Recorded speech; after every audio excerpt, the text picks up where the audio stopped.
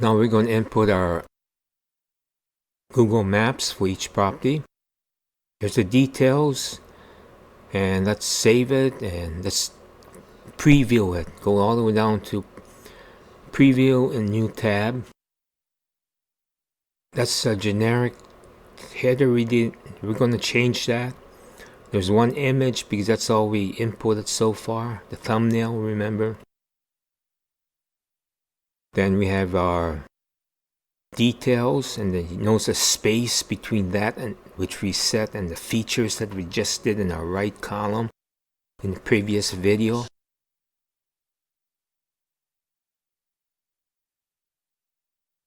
Let's see.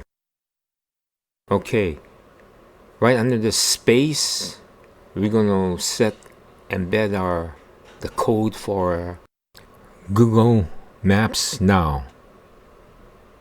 Okay, what we need to do is open up Google Maps in your browser.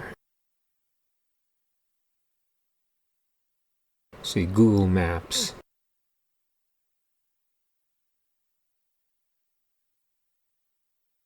Upper left corner in the search, put in the address. Hit enter. There is 15 Mo Kauia Street. Now what you do is you go all the way to the right where it says share. Open that.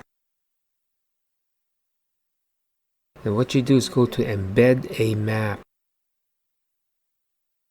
and copy HTML. You need to copy that iframe script. Go back to the website. Now back to our properties page, we're going to embed this code into the page. So what we do after the spacer is open custom HTML block.